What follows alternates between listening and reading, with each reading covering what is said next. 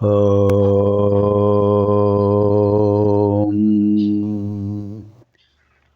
శ్రీ గురుభ్యో నమః. నారాయణం నమస్కృత్య నరం చైవ నరోత్తమం దేవీం సరస్వతీం వ్యాసం తతో జయముదీరయేత్.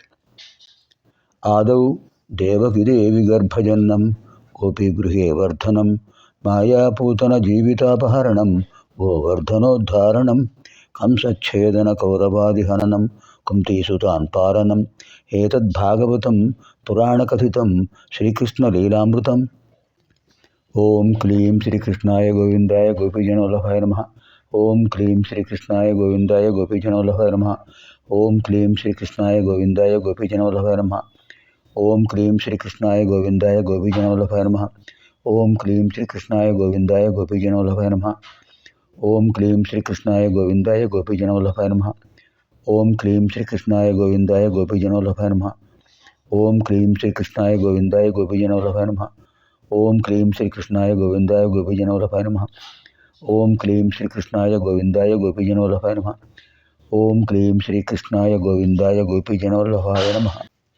శ్రీమద్భాగవత మహాపురాణే తృతీయస్కంధే సప్తమాధ్యాయే ప్రవేశామः. మైత్రేయుల వారు విదురుల వారికి చెప్తున్నారు భగవంతుడి యొక్క లీలా విశేషాలు. బ్రహ్మదేవుడు చెప్పిన మాటలు విని అందరూ కూడా కొంత స్వస్థత పొందారు. ద్వితి గర్భంలో కశ్యప ప్రజాపతి యొక్క తేజస్సు ఇద్దరు ఆసురీ లక్షణాలు కలిగిన వాళ్ళుగా ఉద్భవించబోతున్నారు కనుక ఆ అపశకునాలే మొత్తం గాఢాంధకారమయం చేసేసింది జగత్తులన్నింటినీ. దేవతలు కూడా తేజోవిహీనులు అవుతున్నారు. వాళ్ళు విశిష్టమైనటువంటి ఆసురీ లక్షణాలు కలిగిన వాళ్ళు ఎవరో కాదు, జయ విజయులే.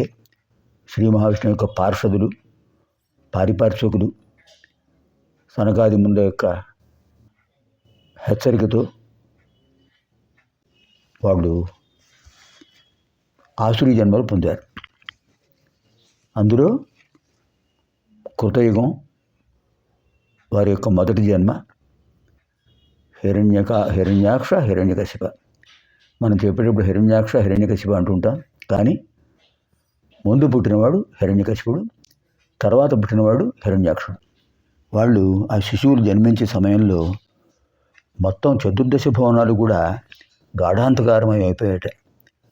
సూర్యుడు చంద్రుడు కళావిహీనులైపోయారు.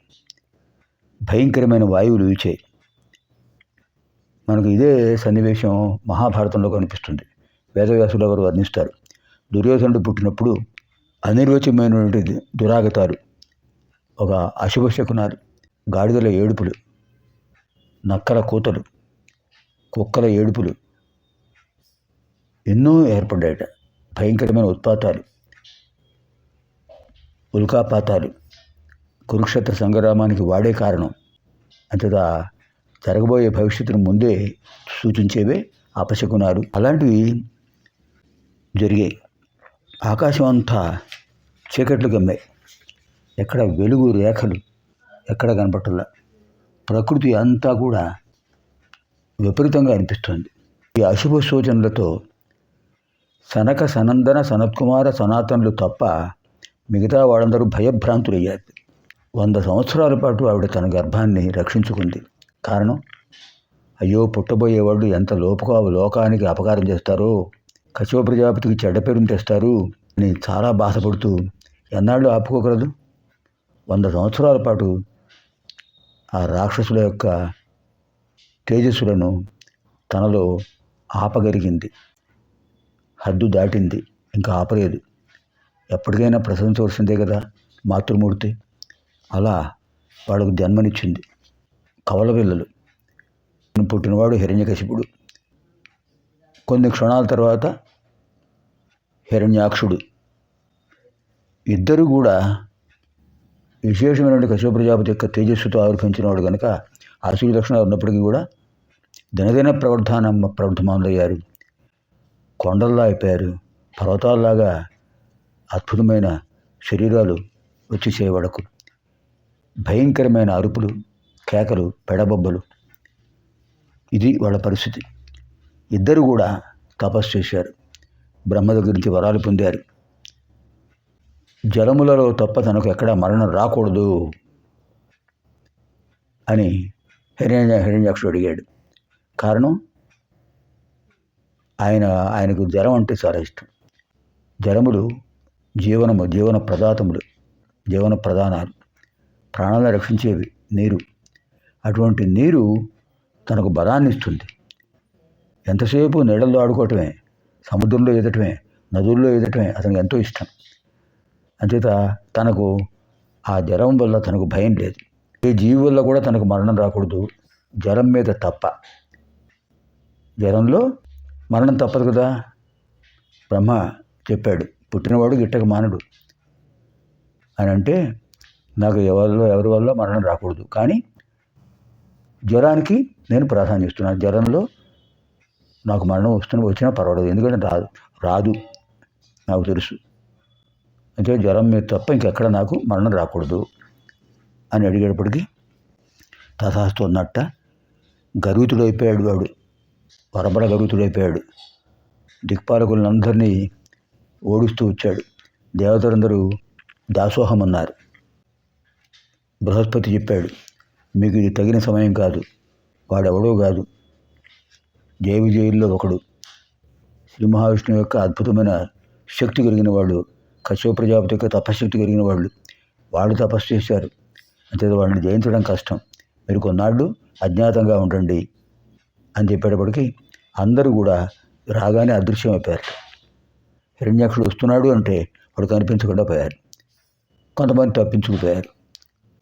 చివరికి జలానికి అధిపతి ఉన్నాడు కదా, ఎవరు? వరుణదేవుడు.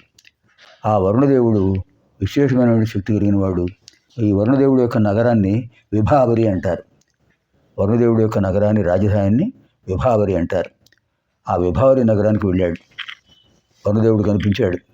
ఏమిటి వరుణ, నువ్వేదో చాలా యజ్ఞాలు యాగాలు చేసావుట కదా, చాలామంది రాష్ట్రాన్ని సంహరించావుట, దేవతలను ఓడించావుట, నీ గురించి నేను చాలా విన్నాను. నీతో యుద్ధం చేయాలనుంది. ఎవరైతే బలవంతులు ఉంటారో వాడితో యుద్ధం చేస్తేనే వీరుడికి సంతోషం. నీతో యుద్ధం చేయాలనుంది.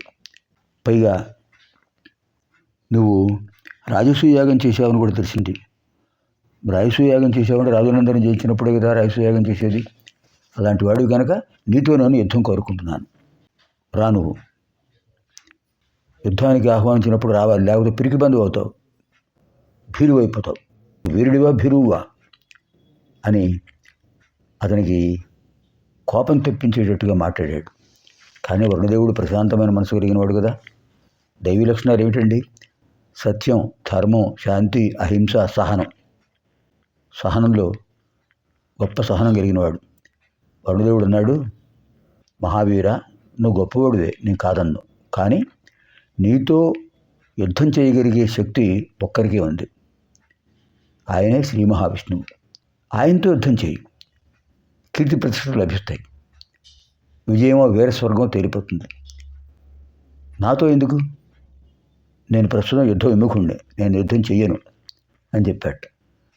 తర్వాత ఏం జరిగింది మనం అనంతరమైన అధ్యాయంలో తెలుసుకుందాం.